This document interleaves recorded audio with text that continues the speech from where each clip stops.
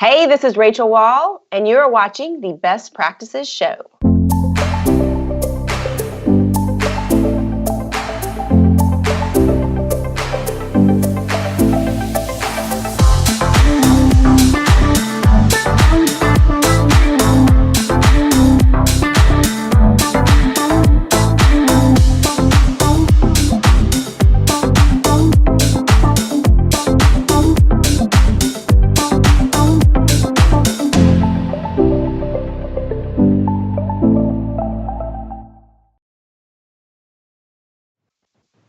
Hey guys, thanks for watching the Best Practices Show. We take a look at the best business practices from the best dental practices all over the world. And I have a huge treat for you. This is a mega superstar in dentistry. One of my favorite people. She teaches me things all the time. Rachel Wall, you do not want to miss this. She is an absolute expert and so much fun to talk to.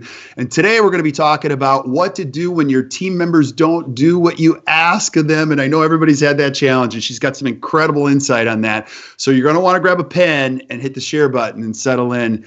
And get the most out of this. Now, as you're watching this, we are shooting this live on Facebook. So as you're watching, if you have questions, just add them to the feed, and I'll give them to Rachel directly, and we'll ask the master while she's on with us live. Or if you're watching it later on, like a lot of you do, I don't know what you guys are doing. Some of you guys are watching this like at 2 a.m. or whatever. Just continue to add questions to the feed. You'll see Rachel's really good at social media. She'll respond to them and get you back. We want you to get the most out of this when you're on and watching and participating. So we're just super grateful. And thank you for all the suggestions that still keep coming in. You guys are, I've got stacks of them now. We are now up over 39,000 followers on Facebook, and over 150,000 of you have been on iTunes. And I don't even know how iTunes works. All I know is it's there.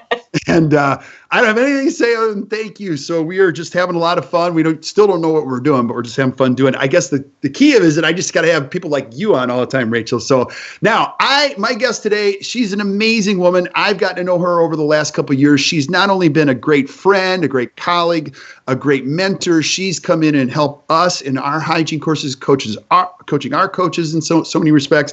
Rachel, I know who you are. Many people that are watching this show know who you are. But if somebody's watching this for the first time and they've never met Rachel Wall, who is Rachel Wall and what is Inspired Hygiene? So Rachel Wall was the first female pirate, first and foremost. If you ever look up Rachel Wall and pirate, she was the first female pirate. You discover things when you're trying to Google yourself. And that was something that I discovered. Wow. Right? But this Rachel Wall is a mom, a wife, a business owner, a hygienist of, 27 years. And I founded Inspired Hygiene in 2004.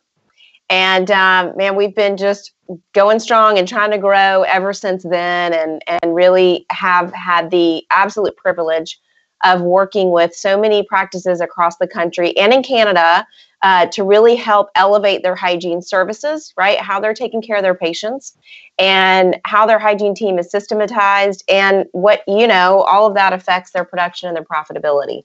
So that's what we do. And we really do that by really helping the dentist helping them lead their team, and really uniting the team in this belief that, when we really up-level our care and we really grow a strong hygiene department that's empowered to really help our patients want the care that is in their best interest, then the whole practice just thrives.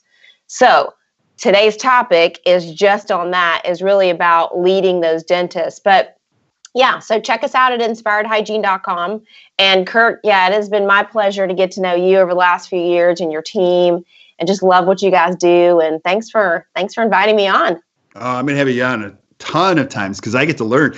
This is kind of cool because I get to hang out with you, and I'm a CE junkie. So I'm going to get a ton of notes. Now, I'm just saying, if you're a young dentist watching this or a team member watching this and you've never seen Rachel, check her company out first, but at the very least, go see her speak, because, and I'll rave about you for a little bit. Like, you're a very fun speaker to listen to. You're never bored for a second. Your stories, and she speaks the language so well. You're like, oh my gosh, I've seen that a million times. Oh my gosh, I know exactly where she's going. And she's like, oh, she said that so well. So I'll just I'll rave about you forever. I just think you're fantastic and an incredible blessing profession. Now, I want to talk about this topic because you and I were talking before we went live. Like, this is a big deal. Everybody's dealt with this.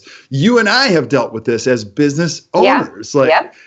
What do you do when team members don't do what you ask them? Now, let's talk. I always like to talk about the why before the how. Now, why is this a big problem?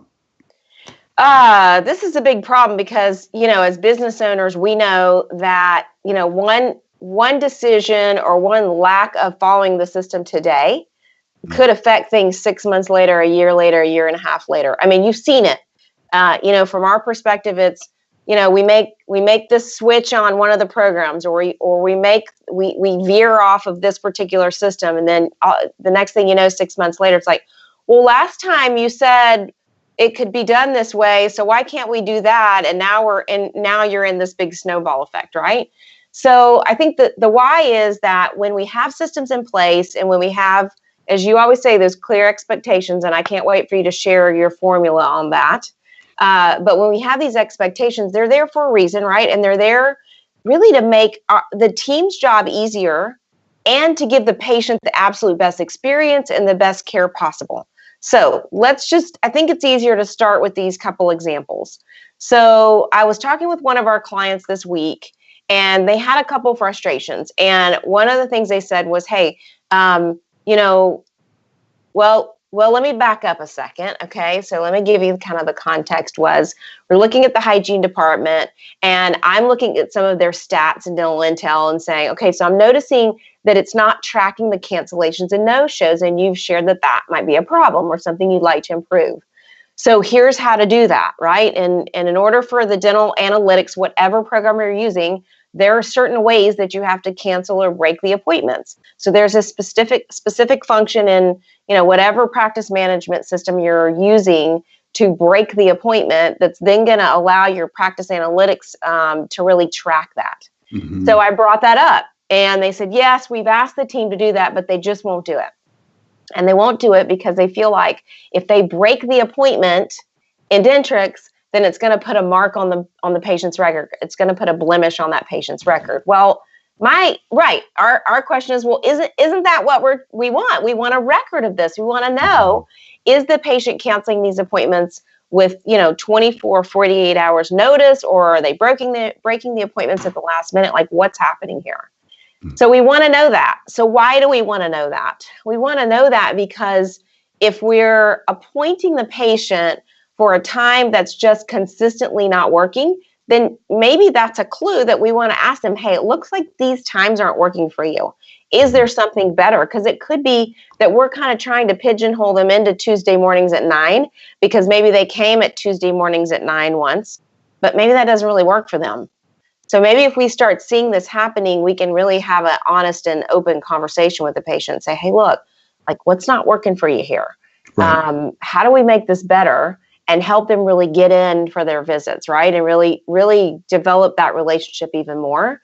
Right. The other thing that it does is for the dental team, it makes it so much easier when you can see the patient's record, right? When they're calling and saying, hey, I want to get a hygiene appointment, but we see that they've had 3 broken appointments, then it makes your job easier because maybe what you might say is, you know what? How about I give you a call? If we have any changes in the schedule in the next week, I'll give you a call. Mm-hmm. So maybe that's something that we do rather than booking them a hard and fast appointment because they've got this repeat, history of breaking these appointments. So instead of you booking the appointment and then having to take the call to cancel the appointment, maybe you're not able to recover it. And now you've got to try to backfill that. Man, that's a lot of work.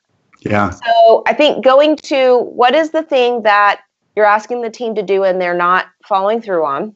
Right. First, starting at why do we even need to do this? And it can't be about production.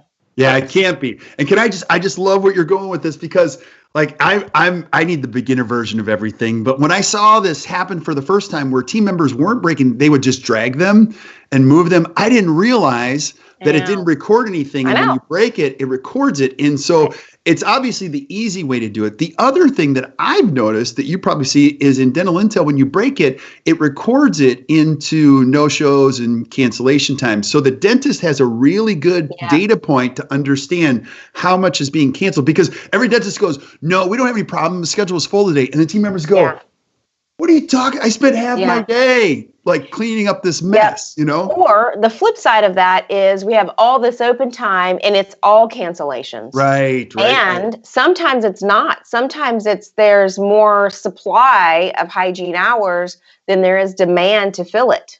Right. So sometimes it's unscheduled time, and that plus a few cancellations, all of a sudden it's a really, really big problem.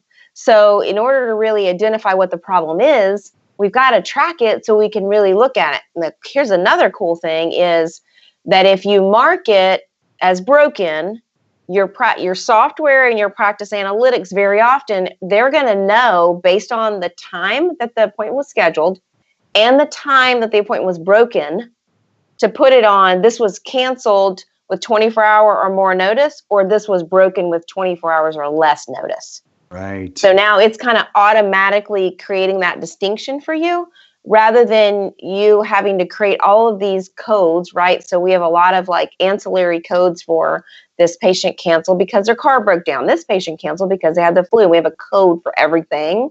Yeah. So, it's a little shortcut to that. So when there's a system that you're asking the team to focus on, you cannot focus on the production piece first. You can't say, we need to know this because we've got to track the lost production. You've got to look at first, how is it benefiting the patient to have the system in place? And second, how is it benefiting the team to have the system in place? Okay. Yeah, and what you're really talking about is the why more so than the how, right? Because I've seen this too. Dentists go, follow this, and they don't know why they're doing it. Right. Right.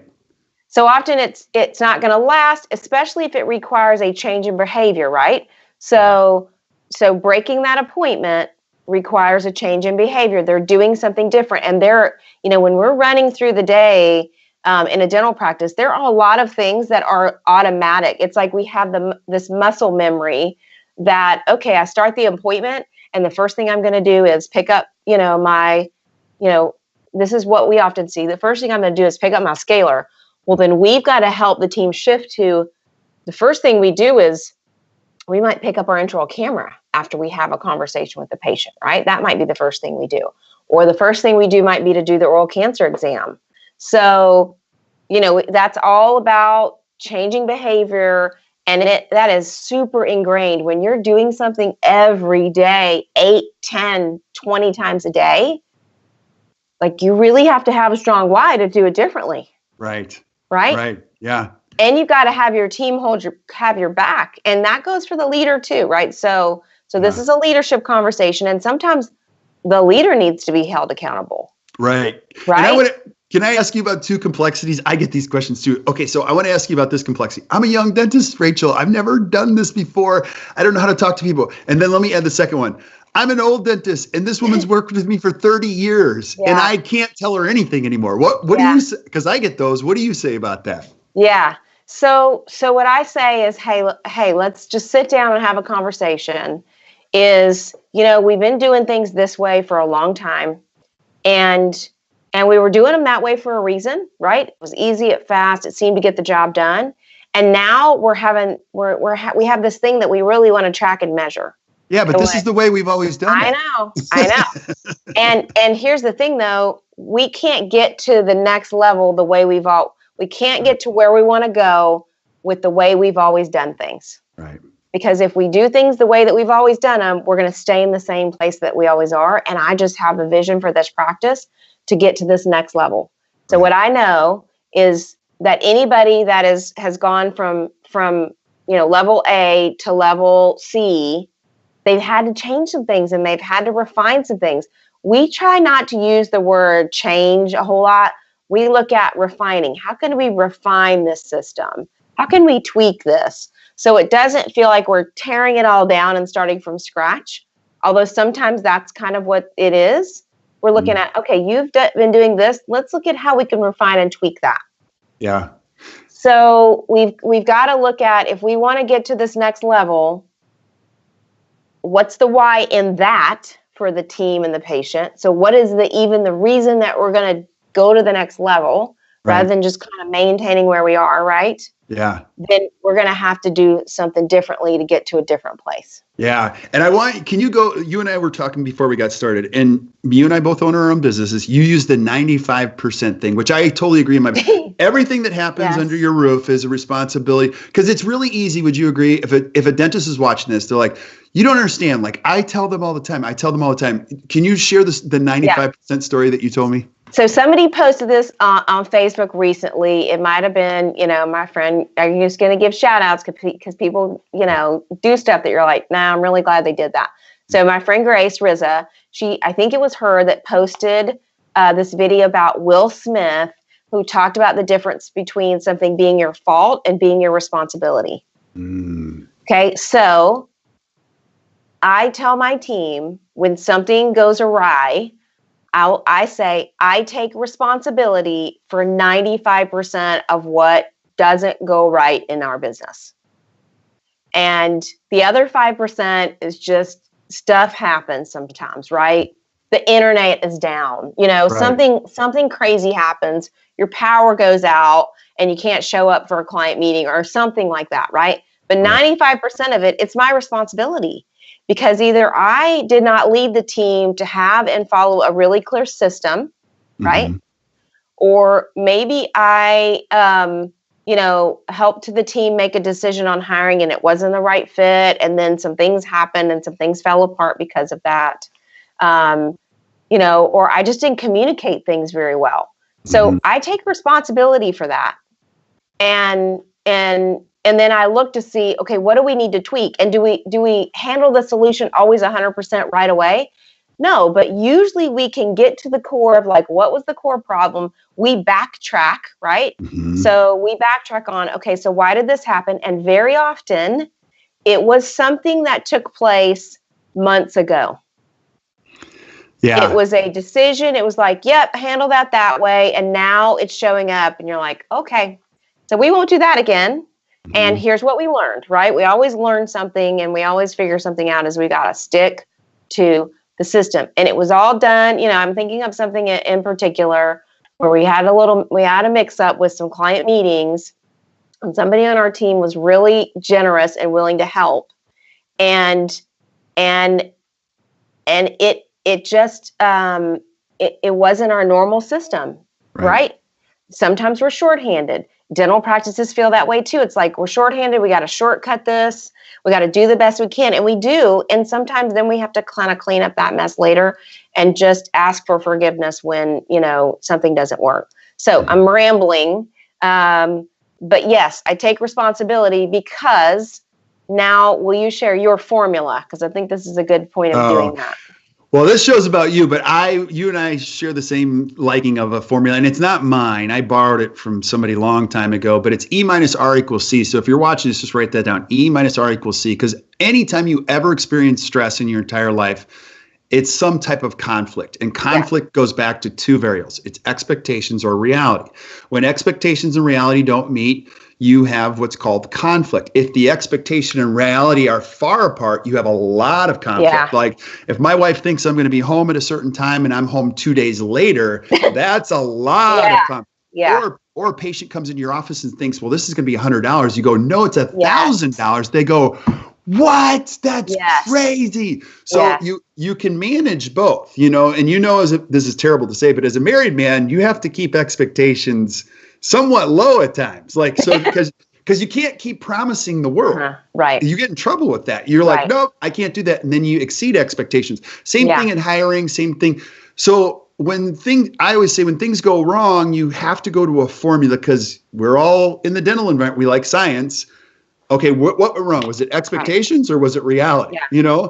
E equals R, E minus R equals C. Like, write that down. going to use Now that. you're the expert here, but I want to introduce one other expert that Nito Cobain, who's a mutual friend of ours, he said to me years ago, which I love. He goes, Kirk, when your team members don't do what you ask of them, you should apologize to them. I'm like, what are you talking about? He's like, two things happened. You either weren't clear with them about expectations, or you didn't give them the rules or tools to succeed, which were both of those variables. And I'm like, that's not helpful. And it was helpful. So I'll pause and then you take us through this. Now, I want you to talk about the long-term ramifications, because sometimes we use the word unintended consequences. You mentioned also breaking appointments and then scheduling blocks, because this happens too. You go to, as a dentist, you're like, scheduling blocks, and even hygiene, we want scheduling blocks. But when those get violated, what happens? Yep. So same conversation with the client, and they're having a hard time. When they're diagnosing periodontal disease, something happens in the hygiene mind when there's no room on the schedule to get that treatment in. Then very often we tend to think, okay, gosh, even if I were to work with dentists and diagnose this today and come with a treatment plan, I don't even have anywhere to see this patient for 6 months or 6 weeks even. It might be 6 months, right, in some practices. Right. But even if it's 6 weeks, so I'm just going to do the best I can today, and then we're going to check it the next time. And then 3 years later, the patient is still in that cycle. We see it all the time, okay? Yep. So this practice is struggling with the ability to get these patients in. And so, of course, we talked about the scheduling, right? And that's something that we do. Often we do this with clients before the coach ever goes into their practice. We try to work to engineer the hygiene schedule ahead of time so that when they start seeing this bump in perio, for example, they've got places to put those patients and they can get that care really quickly. Because when a patient has been, you've explained to the patient, you spent all this time educating them and saying, look, there's an infection here and we can help you eliminate this infection, then they want to do something about it very often. And so then if we say, but we can't help you with this infection for 6 or 8 weeks, then we kind of pull the rug out from under all of that education and sense of urgency that we've built. Mm-hmm. So the blocks are important. That's the why, okay? The why is so that these patients can get in and have this infection treated in a timely manner, okay? And so that the hygienists don't have to keep doing this periotherapy in a prophy and having a hard time staying on time and not feeling like they're ever really addressing the disease and they're just kind of putting a Band-Aid on it, right? Those are all the whys. So then the conflict then becomes the hygienists are scheduling over these blocks with prophies, right? Because we don't have anywhere to put these patients in. So obviously we also had a conversation about capacity and, what they need to do there. But that has long-term ramifications, because if they have they're scheduling appointments for 6 months out. So now all of a sudden in 6 months, the issue that they have today of not being able to get perio patients in is still going to be around 6 months from now. Right. Because they're booking over those blocks. Yep. So that's just an example of long-term ramifications. I mean, gosh, we could name a million of them. Maybe not reading the contracts on the PPO plans that you're signing up for carefully enough. Wait. I'm supposed to read all this? Somebody, I understand. I get these things. Right. I understand why you don't want to, but it's tedious, but there are things in business, perio charting is really, really tedious.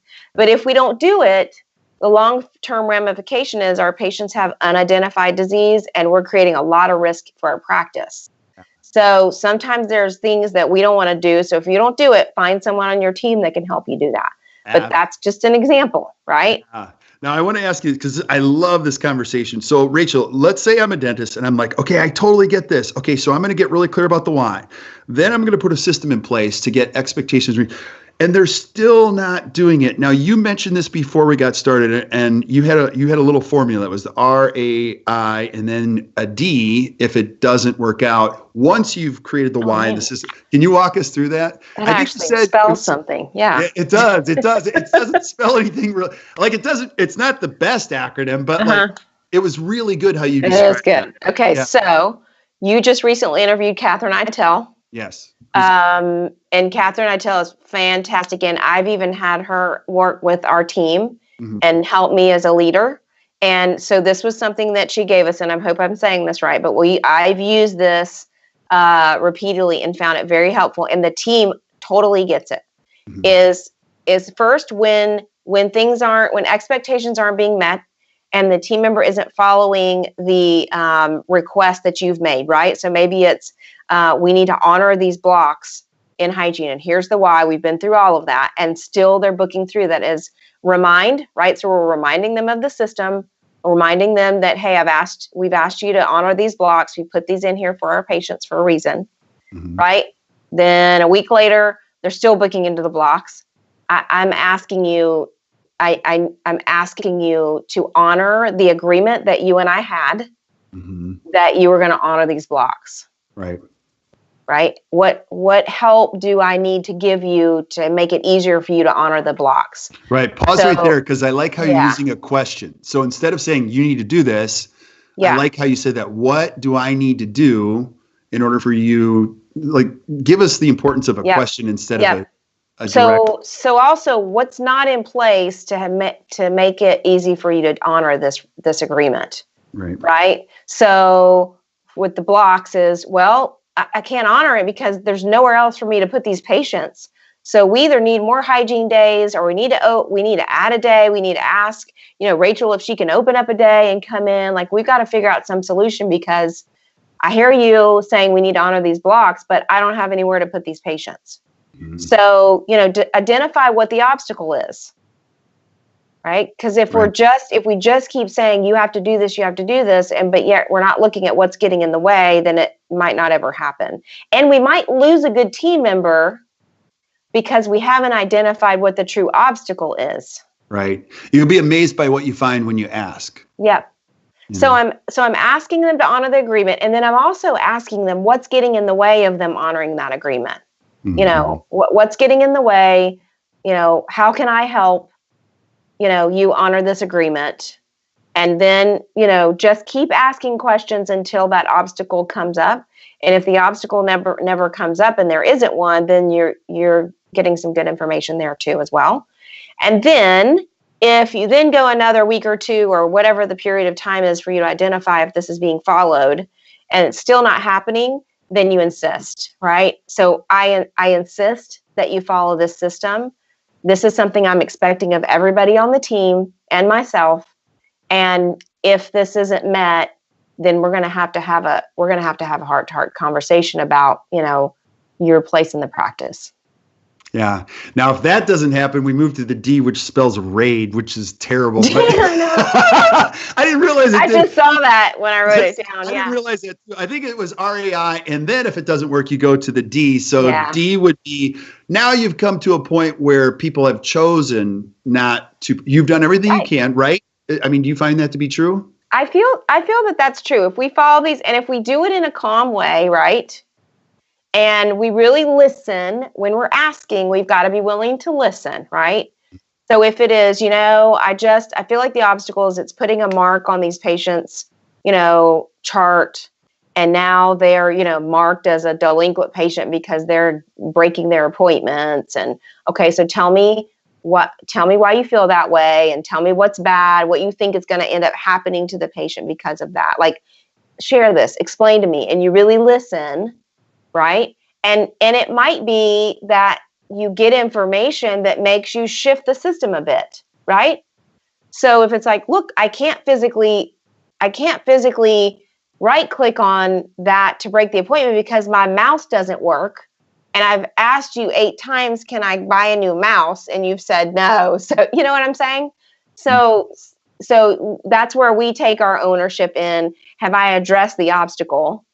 Right. Or have I empowered the team member to say, just go buy them out? Like, you don't have to ask me every time. You can spend up to $100 without asking me. Right. So I'm totally going off tangent, but sometimes that's where these things go. Right.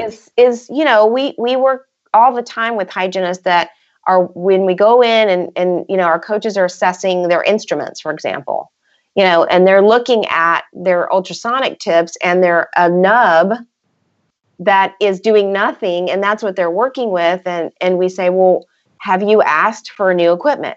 No, I haven't asked, because at one point we were on a really tight budget and they said, we're not ordering anything right now. Right. I said, okay, so let's talk to the dentist about that. Mm-hmm. And then very often what comes up is, well, yeah, for the month that we were in 18 months ago, yeah, we asked, let's don't order anything else this month. But that was 18 months ago, and I didn't know that you were working with these instruments that had no working end. Right. So it's often a communication, or there's some obstacle, or the communication needs to be opened up. We really need to listen. Yeah. Now, Rachel, you have an incredible business. You've got an unbelievable team members. I've met them. They're awesome. Your business has grown substantially. I want to ask you this question. Like, when it comes to the idea of leading team members and telling them what to do problems ever go away? Because, like, as a young business owner, you might be thinking, well, it gets bigger and grows, and these problems they don't go away, right? They keep coming, right? Have you? And sometimes they get more complex. Yes. Right. Because as your business gets more complex, then your systems get more complex, and then there are more moving parts. Right. Yes. So no, those don't go away. However, I will say that as you formulate and as you develop your right fit team, right, the people that are on the bus, that are holding your mission, and that you really have explained the why, and they understand that, and you've built that relationship, and you're honoring them, that takes time. But once you've done that, then problems do come up, but you're able to just handle them, and the team is like, yep, I get it, I'm on it. Yeah. Now, I wrote that down. It's the right fit team. I think that's the holy grail in business. Would you agree? Like, when you get the right, what is your secret? Like, what have you learned anything, or do you have any secrets? Like, and you say, hey, look, I've lived this thing a million times. Mm-hmm. I've lived 9 lives trying to get here, and a few things I've learned along the way. What would you say that would be? I think this formula, right? E minus R equals conflict, is be really open to what the expectations are, right? So when you're interviewing someone, or you're putting a job description or something out there, you've got to be really open and transparent about what they can expect and what they cannot expect. And, let's say you're hiring a hygienist, and you'd really like for them to be able to go to 4 days, but right now you can only, provide them 2 days of work. You got to be transparent about that. Like, don't hire someone and say, yeah, we can give you full time, when you know good and well that you're not going to be willing to carry their salary, for that schedule to grow. Now, if you only have 2 days of work for them now, and you're willing to carry that salary for a while and build it up, then fine. Mm-hmm. But tell them that. Right. So here's the deal, is we know that we've got about 2 days of work here for you, but I feel like you're the right fit. We really want to grow this to 4 days. And so we're going to work together on that. The whole team's going to work in growing that. And just don't freak out when, you've got a couple days that are really light. Mm-hmm. So that's just an example. I mean, as we bring on coaches into Inspired Hygiene, and a lot of times you've got to hire people just before you really need them. Mm-hmm. And that's a little scary as a business owner. Yep. But if you can be transparent with your team and say, here's my vision, here's where I see things going, and we're going to work on this together to really build this up, I have found that works really well. I would also say that we use some assessments. I mean, we call them personality assessments, but I know that you are familiar with the Kolbe. Yep. We use the Kolbe, and we use the Kolbe really, really diligently when we're hiring our business team. Yeah, and it's spelled Kolbe. I get that question all the time. Yeah. Kolbe. You use the A index? Yes, we use the Kolbe A. Okay. And we are likely going to be now using what they call, I didn't think about this until just now, but they call it the right fit, where you can actually plug in tasks for that individual and different work styles that you need this person to have before you even hired them. And then they'll show you what the Kolbe assessment should be. Right. So what I have found, it's kind of like when you're dating and you have these expectations for your partner, mm-hmm. you need to lay those out before you meet someone. Totally agree. Mm-hmm. Because otherwise you fall in love with somebody, even though they just don't even remotely fit the expectations. And then it's hard. Yeah. And a relationship, personal relationship shouldn't be hard, and really a working relationship shouldn't be hard either. Right. And people are going to be so much happier if they are working in their unique abilities, in their unique kind of mode of working, right? Yeah. They're going to be much happier, much more productive, and all of that. Absolutely. I just think there isn't anything that trumps organizational health. When you go to work and you're like, oh gosh, these people are healthy. Yeah, and they're all in. And I really like them. And I like them a lot, Yeah. I love them in a work way. You know what I mean? Great. Yeah. Yeah. So, if you're watching this, just summarize, you're going to see why Rachel's so brilliant. So number one is obviously having some type of identification for somebody having your office, their responsibilities, what they can do. I love the Kolbe Index because it shows you their real true work DNA. Some people say, oh, I'm really good at getting stuff done. The Kolbe will flesh that out and they'll say, this person can't get anything done. Yes. And then get really clear about the why, put a system in place, and then use that formula, which I am now I'm going to put that on a slide, RAI. I might put the D on an extra slide so it doesn't distract. I like that. But you know how this is. You can let something go for way too long, weeks and months. And then what happens too is your team loses confidence in the leader. Mm. So we have seen it so many times when, there's a team member that everybody else is expected to do this except for this team member. And then finally, it is hard. It is hard letting people go, right. And I have not had to do it a lot, fortunately, but I have had to have some hard conversations, and it is not easy. Mm-hmm. However, what we have seen is that when that happens in a tight, and we're talking about like a lot of you listening, aren't in a 200 person company. You might be in a 10 person company. And so everybody's actions affect each other. And man, once that person is released to go find their place where they're going to be happy, everybody just takes a collective sigh of relief, and you just see the energy go through the roof. So we call it freeing up their future. So. Yes. And honestly, I've had that conversation of, I know this is not what's making you happy, and I know you want to go do this thing. Yeah. And so I'm giving you the opportunity, and I'm going to do it in a loving way.